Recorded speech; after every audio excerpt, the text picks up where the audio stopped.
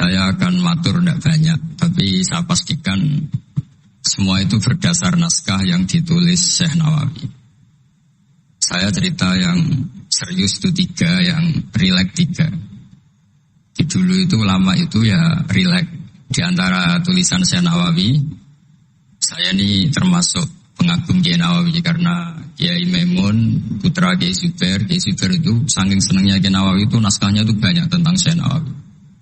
Dan saya termasuk zuriyah kudus. Saya masih keluarga dengan Raden Asnawi. Masih keluarga karena sama-sama zuriyah dari Mbak Asnawi Sepuh.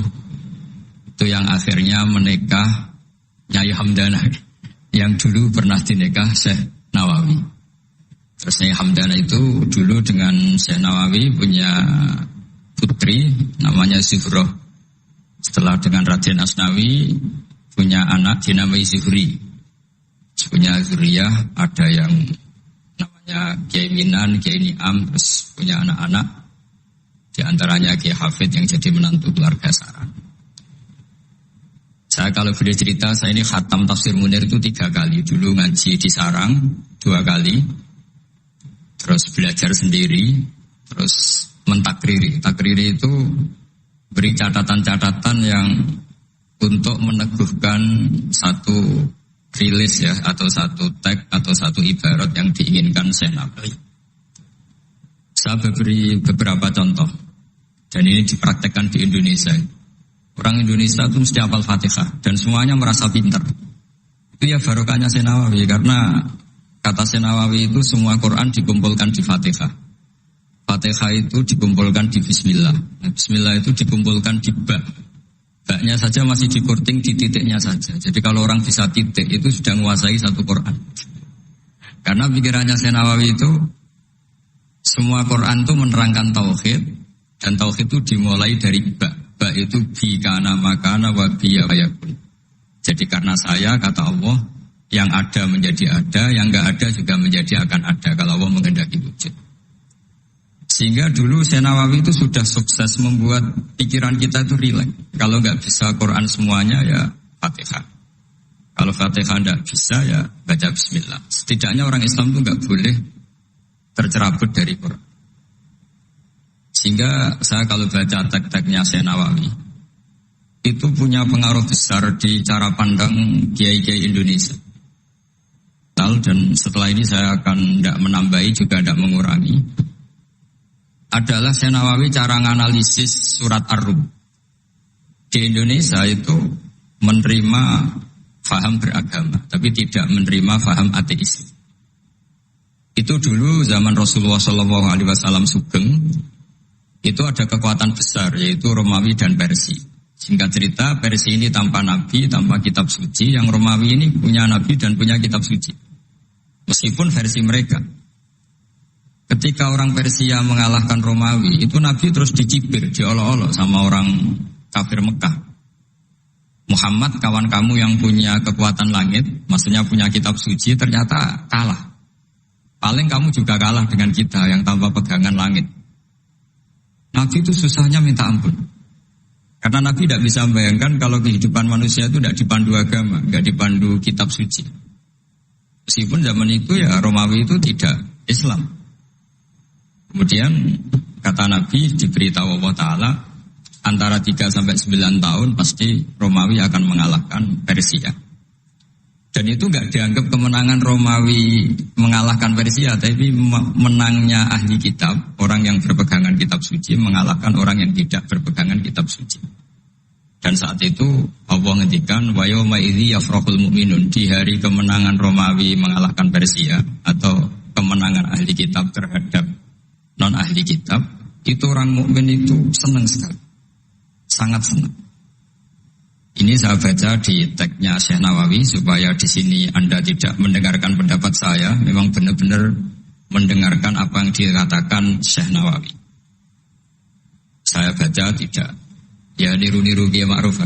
Tadi beliau masih ngendikan secara fasih, ngendikan usul fikih, kaidah fikih, karena ilmu beliau dengan kita ini bersanad yang sama.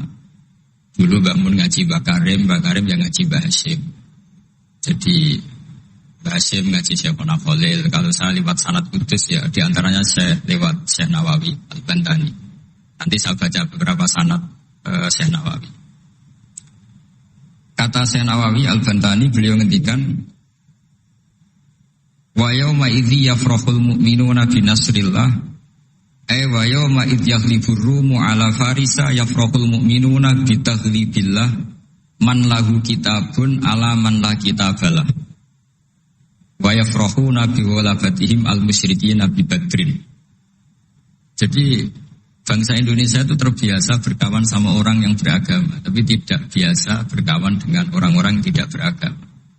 Itu karena Imam Nawawi mengatakan, Syekh Nawawi, wa naktubu maqaddamu atharuhum, pikiran besar Syekh Nawawi adalah ketika orang Romawi mengalahkan Persia, itu cara berpikir Imam Nawawi itu mengalahkannya orang yang berkitab, mengalahkan yang tidak berkitab.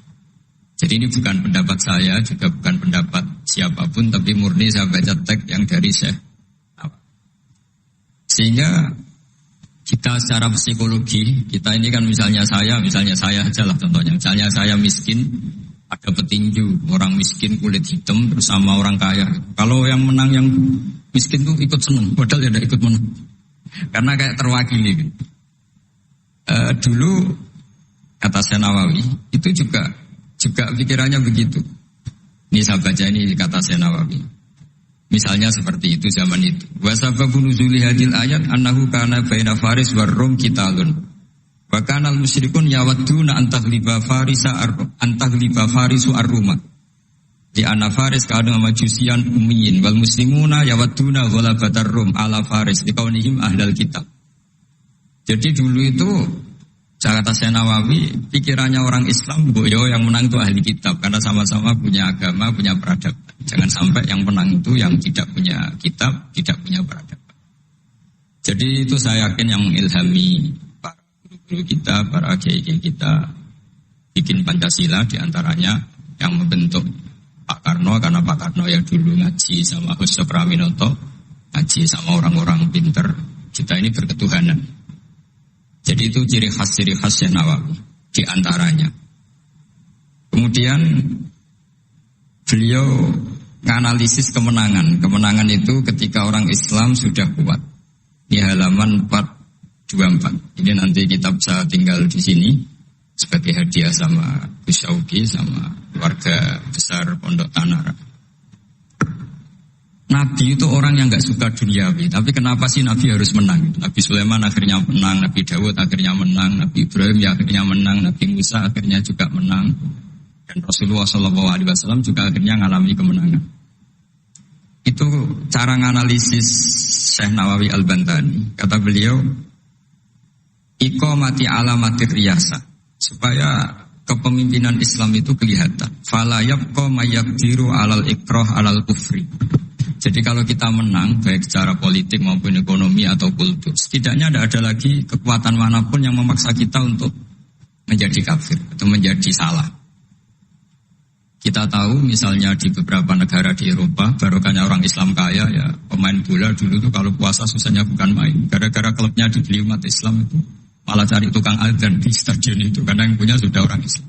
Itu contoh kekuatan ekonomi.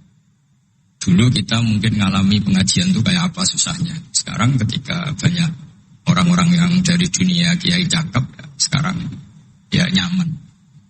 Jadi di antara alamatnya tamkinu hadatin adalah wala yumakkinanna lahum dinahumul ladzi tadallahum wa la yubaddilannahum min ba'di khaufihim amna. Ciri utamanya adalah tamkin fil ardh. Merasa beragama itu nyaman, tidak ada yang ganggu. Di zaman itu Syekh Nawawi sudah menganalisis kenapa sih Nabi harus menang. Kata beliau supaya la yabqa mayyaqdiru alal ikrah alal kufri. Ini tafsir di ayat wa yahdiyaka siratan mustaqima ketika Syekh Nawawi menerangkan kenapa Nabi harus menang di halaman 424 surat Al-Fatah. Jadi itu sisi-sisi betapa Syekh Nawawi itu luar biasa. Terus menyangkut kiblat. Dulu ramai sekali di Indonesia kalau kiblat harus presisi betul, harus ditertibkan betul. Tapi ternyata masjidnya para wali dan para orang-orang soleh itu ya kayaknya asal madep mulon itu ada yang komentar itu kenanya Afrika atau Mesir entahlah. Tapi Syekh Nawawi zaman itu ngendikan setelah beliau cerita presisi beliau ahli falak. Saya tahu banyak keahlian beliau falak karena saya punya kitab gurunya Syekh Nawawi. Namanya Syiarus Salikin, itu karangan guru beliau Syekh Abdus Somad. Itu kata beliau selain menukil pentingnya presisi kiblat, tapi beliau tetap menukil itu ngutip. Waruwiya an Ibni Abbasin annahu qol al-baitu qiblatun li ahlil masjid wal masjid qiblatun li ahlil haram wal haram qiblatun li ahlil masyriq wal maghrib. Wa hadza qaulu Malik. Jadi karena orang Jawa itu rata-rata kiai itu mesti baca tafsir Munir sehingga ya dianggap enteng saja. Ya sudahlah pokoknya kira-kira madhep mulon itu. Karena kalau masjid dipresisikan detail, nanti pertanyaannya yang sudah mati-mati harus dipresisikan karena madhep kiblat itu tidak hanya sholat tapi juga orang yang sudah meninggal itu bisa ribet itu. Ya kalau yang mbahnya wali jenazahnya masih utuh, kalau yang enggak wali kan sekliwat itu karena sudah enggak ada bentuknya. Makanya dulu ada guyonannya kiai mau dipindah itu utuhnya enggak boleh. Jangan, kalau mbah saya wali saya keren, jasadnya utuh. Kalau mbah saya enggak wali. Jadi ya, tapi apapun itu saya cerita betapa efek dari pikiran besar Syekh Nawawi itu mempengaruhi kita sehingga dulu masjid-masjid, musola-musola itu ya tetap hati-hati lah, tapi ya tetap saja ada longgarnya karena beliau tetap mengutip wal haram qiblatun lil ahlil masyriq wal maghrib. Jadi tidak hanya Mekah dengan makna Ka'bah atau dengan makna Masjid Haram, tapi semua tanah. Dan itu bisa 25 atau 20 kilo persegi. Kemudian ini biar benar-benar kholnya Syekh Nawawi. Jadi saya tidak cerita pikiran saya, tapi murni cerita Syekh Nawawi, murni cerita Syekh Nawawi. Saya punya naskah banyak karena memang saya nekuni betul. Saya khatam, kalau nggak salah 3 kali saya khatam tafsir Munir. Ketika beliau menafsirkan fa inna hizballahi humul ghalibun. Ini favorit saya di Syekh Nawawi. Pasukan Allah itu pasti menang, ya. Pasukan Allah itu pasti menang. Tapi beliau dengan unik menjelaskan, ya ini supaya benar-benar Syekh Nawawi ya, tidak menambahkan, tidak mengurangi. Di halaman 278. Jadi ngaji pakai kitab itu untungnya 2. 1 mengutip, 2 terus gak usah mikir gitu. Jadi baru saya mikir nanti salah di depan Pak Wapres, di depan orang-orang pinter malah sakit atau goblok gitu. Jadi kalau nukil kan aman. Paling salah baca. Kayaknya enggak lah, saya pernah ngaji 3 kali.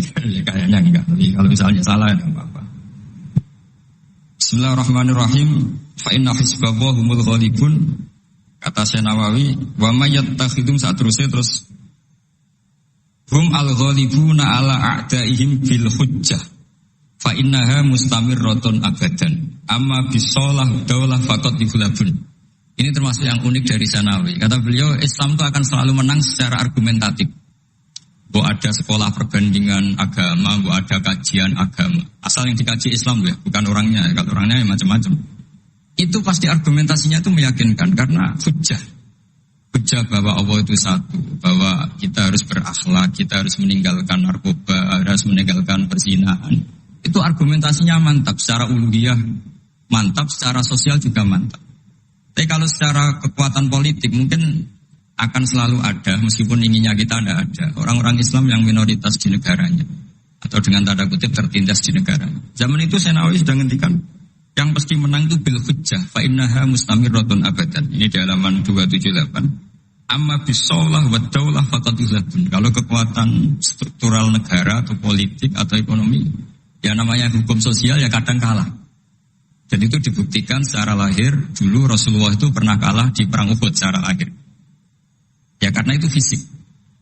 Tapi kalau argumentasi logika Islam itu tetap kul falillahil hujjatul baligh. Logika Islam adalah logika yang kelima. Saya kalau didatangi beberapa dosen dari Jogja, saya sering cerita. Logika Islam yang paling kelima itu diantaranya saya sering memberi contoh. Ini misalnya saya megang kertas, ini besi. Pasti orang itu bilang besi sama kertas itu kuat besi. Tapi Anda salah. Secara materi memang besi lebih kuat ketimbang kertas. Tapi masalahnya yang mengendalikan saya ingin menghancurkan besi sementara ingin menyimpan kertas. Artinya Islam itu mengajarkan kita itu kabeh biadillah. Apa artinya besi kalau di bawah rencana dihancurkan?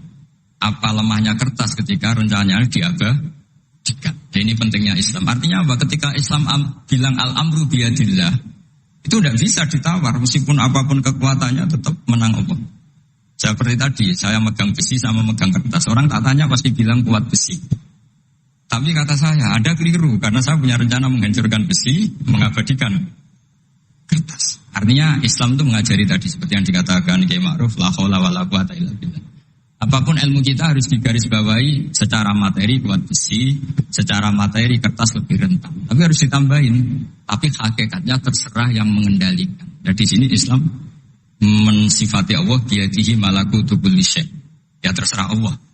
Jadi teori la haula wala quwata illa billah itu tidak perlu diperbandingkan atau diperbenturkan dengan teori usaha. Kalau ada penyakit ya kita usaha. Ada di kitab Ihya, di kitab Jawa itu diterangkan Nabi Musa itu pernah sakit karena beliau merasa dekat sama Allah itu gak berobat, tambah sakit, tambah dikasih nasihat. Para dokter tetap gak mau berobat. Akhirnya Allah sendiri yang ngasih tahu, udah kamu berobat saja. Bukankah terserah jenengan Gusti? Terus kata Allah, apa kamu mau bilang saya bikin sesuatu itu udah ada gunanya? Masa Allah bikin jahit ditanya, apa betul Gusti ini menghalalkan badan? Saya tidak tahu. Saya bikin juga gak jelas. Kan gak mungkin seperti itu. Tetap kata Allah, fa'ayna adu hikmati. Lalu hikmah saya bikin sesuatu dengan fungsi tertentu, lalu gunanya apa? Kalau semuanya tidak ada gunanya. Semenjak itu Nabi Musa percaya atau mau ikhtiar dengan obat. Tapi obat saja tidak cukup, tetap al-amru biyadillah. Saya sering kalau ngaji bilang, kita takut COVID, ternyata nyesau mati kita kecelakaan. Kita takut penyakit tertentu membunuh, ternyata mati kita kesetrum listrik. Tetap kita butuh tawakal. Meskipun bersamaan dengan itu tetap ada usaha melawan COVID, ingin menghilangkan penyakit-penyakit itu. Tapi tetap al-amru biyadillah, sehingga ada keserasian syariat dan keserasian hakikat.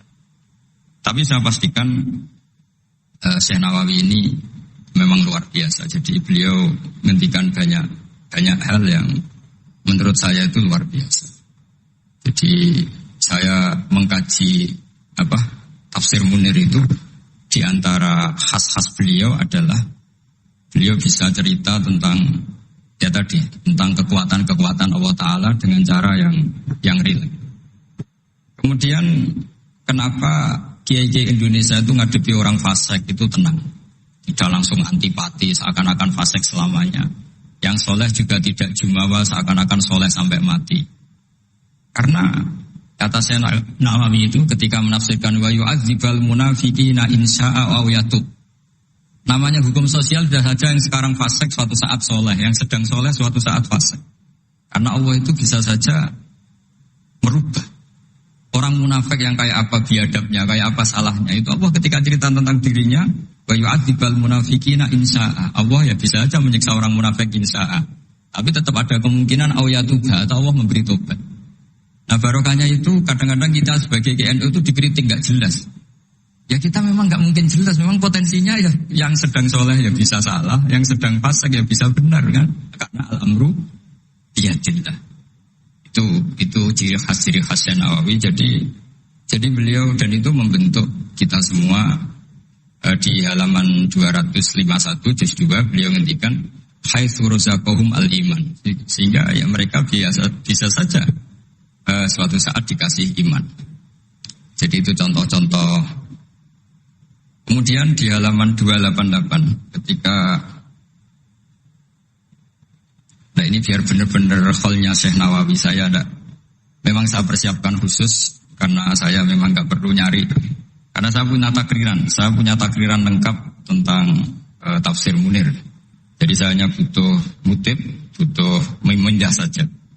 Karena naskah itu sudah ada di rumah, terus ini tak pindah di sini, dan rencana kitab ini tak tinggal di sini memang untuk hadiah kepada Gus Syauqi. Ketika Syekh Nawawi cerita tentang wala tajidanna aqrabahum mawaddatan lil ladzina amanu ladzina qalu inna nasara. Jadi suatu saat di komunitas yang kamu adepin itu kamu akan menemukan orang yang alyan. Alyan itu lebih rileks, lebih ya cara bahasa sekarang mungkin lebih simpati. Jadi orang Indonesia itu lebih simpati pada agama tertentu daripada yang lain. Misalnya kata Syekh Nawawi ngendikan waqad qala ba'duhum madzhabul yahud annahu yajibu alim isalu syarri ila man khalafahum fiddin. Terus ketika beliau cerita yang satunya wa aman nasara falaysa madzhabum dzalik balil idza haramun fi dinihim. Fa hadza wajhu tafawut. Jadi akhirnya orang Indonesia itu terbiasa dengan seperti ini karena dulu Syekh Nawawi sudah bilang. Jadi betapa Rasulullah itu lebih ingin yang menang itu yang masih punya agama. Jangan sampai yang nggak punya agama itu menang. Bisa dibayangkan kan kita tahu misalnya di ilmu medis kalau cloning itu dibolehkan itu kayak apa manusia jadi uji coba. Jadi gara-gara kita masih beragama, apapun hebatnya teknologi cloning itu tidak serta-merta diadopsi atau diterapkan. Jadi itu sumbangan-sumbangan Syekh Nawawi pada kita dan yang membentuk kita. Terus ini yang terakhir di kitab Nashihul Ibad. Jadi ini supaya benar-benar kholnya Syekh Nawawi di kitab saya halaman 112. Ini sekaligus penutup. Saya tidak akan matur banyak-banyak supaya nanti dikaji sendiri kitab-kitabnya Syekh Nawawi. Suatu saat orang yang tukang fitnah ya atau yang suka mungkin kalau sekarang suka gosip atau apalah atau yang suka bikin berita yang enggak benar. Itu Syekh Nawawi menambahkan ini kitab Nashihul Ibad itu karangannya Ibnu Hajar Al-Asqalani. Ibnu Hajar Al-Asqalani itu gurunya Syekh Zakaria Al-Ansori. Jadi Syekh Zakaria Al-Ansori itu orang yang begitu alim alama sampai digelari Syekhul Islam. Itu beliau pintar itu karena bingung. Pernah ditanya, ya Syekh, kenapa Anda sepinter itu? Syekh Zakaria Al-Ansori itu punya guru, namanya Ibnu Hajar Al-Asqalani. Beliau punya murid namanya Ibnu Hajar Al-Hitami. Jadi kalau mau setoran itu ya sinau karena gurunya alim. Dulu kalau setoran sama guru itu muridnya yang baca, korok itu alas Syekh. Jadi dulu saya baca tafsir Munir itu nyemak sampai khatam, terus saya baca ya sampai khatam. Makanya saya ini alhamdulillah tahu banyak tentang tafsir Munir. Karena saya pernah ngaji istimewa khatam, terus saya yang baca juga khatam. Terus saya belajar juga khatam. Jadi semoga ini bentuk penghormatan saya pada Syekh Nawawi itu sudah puluhan tahun yang lalu. Dan alhamdulillah sekarang punya kesempatan bisa hormat soalnya Syekh Nawawi. Beliau ketika terus yang tanya ini dijawab sama Syekh Zakaria Al-Ansori. Dukik tu bena hajaro ini. Saya ini diseleb 2 batu, digebek kalau orang Jawa bilang. Karena kalau mau ngaji ya takut, mau ngajar juga takut karena muridnya pinter. Kalau dia bacanya salah itu ketahuan. Jadi guru kalau ingin pinter, cari murid yang pinter. Pasti mutalaah dulu. Karena sampai kalau baca rofa nasabnya salah, pasti terus muridnya boyong. Goblok tenan guru gitu. Karena dari punya murid pinter, makanya kalau ada mahasiswa pinter, mesti dosennya tambah pinter. Karena dia kalau bacanya banyak, muridnya akan mikir. Itu disebut dukik tu bena hajaro ini. Kata Syekh Nawawi menambahkan yang dikatakan Ibnu Hajar Al-Asqalani dalam kitab Nashihul Ibad. Beliau meriwayatkan satu hadis, yu'adzabul lisanu bi'adzabin la yu'adzabu bihi syai'un minal jawarih. Nanti lisan atau mulut itu disiksa Allah dengan siksaan paling pedih di atas organ tubuh yang lain. Terus lisan komplain sama Allah, lima tu'adzibu, kenapa engkau menyiksa seperti ini ya Allah? Terus dijawab, kharajat minka kalimatun balaghat masyariqal ardi wa magharibaha. Fasufika bihad damul haram wa ukhida bihal malul haram bantuhika bihal farjul haram. Jadi lisan itu kalau kadung ngomong itu orang yang harusnya disukai gara-gara dia provokatif atau menceritakan kebencian, orang benci semua. Yang orang harusnya dibenci karena perilakunya tidak menguntungkan bangsa dan negara atau tidak menguntungkan umat Islam, gara-gara dipoles sehingga dicintai. Jadi lisan itu bisa merubah segalanya. Jadi sekali dia punya kesalahan, kata Syekh Nawawi, sesuai riwayat yang beliau riwayatkan, dan beliau ngendikan turuwiyah, Annabi sallallahu alaihi wasallam, beliau ngendikan bahwa ini diriwayatkan dari Nabi, kharajat minki kalimatun balaghat atau kharajat minka kalimatun balaghat masyariqal ardi wa magharibaha. Fasufikat biha damul haram wa ukhidha biha al-malul haram. Jadi ini sumbangan-sumbangan Syekh Nawawi yang kemudian membentuk kita. Jadi saya ulang lagi, mungkin para pengkaji naskahnya Syekh Nawawi tolong dibaca surat Ar-Rum. Surat Ar-Rum belum kuat, masih di Mekah, dihimpit kekuatan besar, yaitu kekuatan Romawi dan Persia. Dan yang Romawi ahli kitab, yang Persia non ahli kitab. Dan orang musyrik itu non ahli kitab. jadi tidak berkitab. Ternyata Nabi ketika orang Faris menang, Nabi dicibir sama orang-orang musyrik bahwa nasib Anda yang katanya punya kekuatan langit pasti nasibnya sama dengan Romawi. Tapi ternyata Allah akhirnya memenangkan Romawi, dan ketika Romawi yang menang ini oleh Syekh Nawawi ditafsirkan kemenangan yang punya kitab Romawi, tapi kemenangan yang berpegangan kitab itu lebih menyenangkan bagi umat Islam, karena bagaimanapun yang punya kitab ini jauh lebih berperadaban, lebih beretika.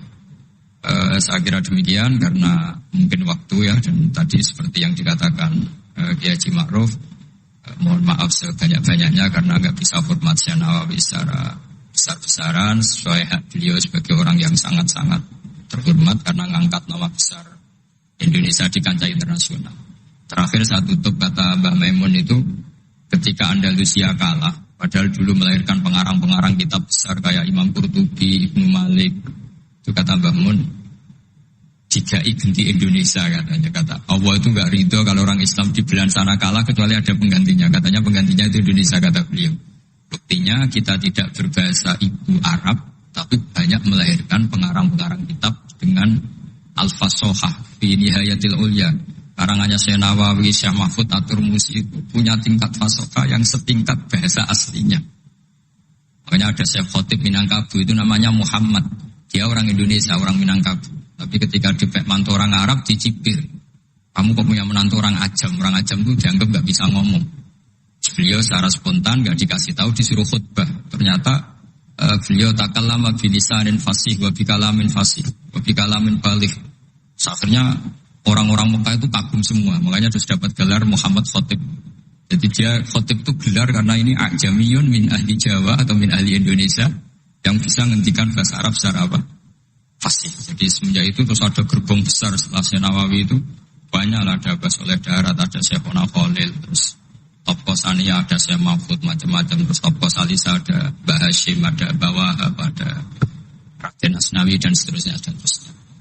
Semoga kula jenengan termasuk orang-orang yang mencintai beliau, karena sanad saya tadi saya matur sama Kiai Haji Ma'ruf, memang sanad Qadiri itu dulu dari sini, dari kakeknya Mbah Ma'ruf, dari Mbah Karim. Saya juga tahu itu karena sering dikasih tahu para mursyid thariqah, dan itu tadi kita sempat baca di Bahjatul Wasail, memang beliau itu Al-Qadiri, jadi Asy-Syafi'i madzhaban wal Qadiri thariqatan. Mohon maaf. Assalamualaikum warahmatullahi wabarakatuh.